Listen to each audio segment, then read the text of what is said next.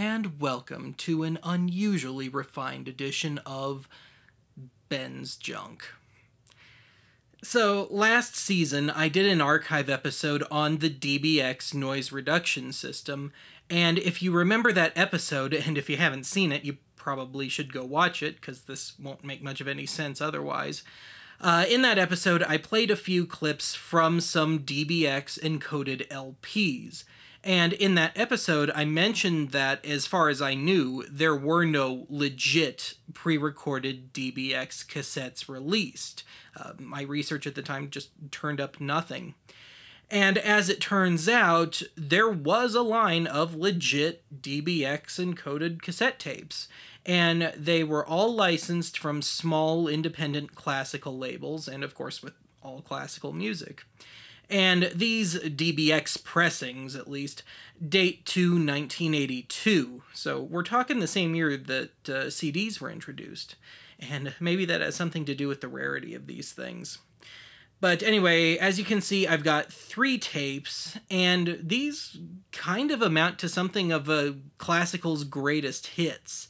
So the first tape, the one on the left, has got a rendition of Bolero on it, and then the second tape, the one in the center, has at least 3, I guess, of the all-time great classical pieces, the Four Seasons, Canon in D major, and Jesu, Joy of Man's Desiring.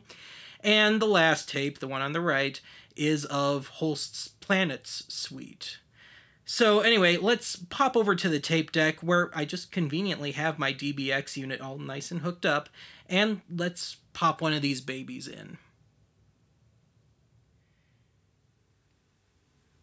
So I think I've got this set up properly. I've got the minimum settings going, and I suppose I could just use the disc one touch button, but since we're dealing with tape, might as well have it for tape. And the tapes themselves, they're type 2, so if you know your cassettes, you know from the holes. But yeah, we got that. And as such, I've set my deck for type 2. I have the Dolby off, and I think we're ready to go. So I fast-forwarded into this a little bit, so we'll come in the middle of a piece. And that piece would be, I'll probably botch the name, it's by Shostakovich, thanks Sergey, and it's called Festive Overture, the Festive Overture, I guess.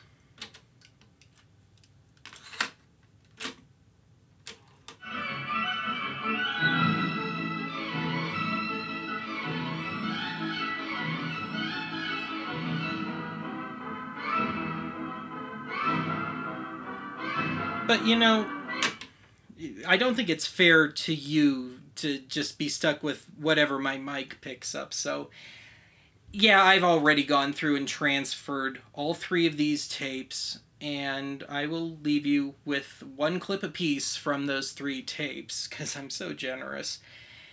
But anyway, before I do that, I just want to drop a few thoughts on this. I feel like I've listened enough to where I feel like I have a decent handle on the sound and the flavor of a DBX cassette.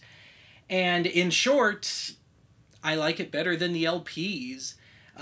One thing that really annoyed me about the LPs was it didn't really do much, and it makes sense that it wouldn't do much for the clicks and pops and distortions that you get in vinyl. But also, my other great, well, I had 3 complaints. My second big complaint was it felt like the mid-range was getting sacrificed. You had a lot of low-end and a lot of high-end, but not much in the middle, and everything kind of has this weird thudding sound. Here, I feel like the tonal balance is a little more even. It's still not quite to my liking, but it's better than it was. And as far as artifacts go for tape, the worst of it is just those odd little split-second dropouts that you get with pretty much any cassette tape.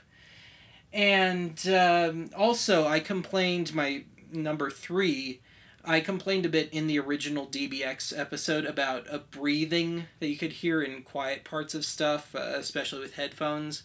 Still got a little of it here, but it didn't seem to be as much as it was with some of the other stuff, so the long and short of it is, had this come out in, say, 74 with the first DBX LPs, the first publicly released ones, as opposed to 1982, maybe DBX would have had, at least in the short term, a little more love. But anyway, that's my piece on the matter. So let me leave you with those 3 clips, and otherwise I'll see you again soon.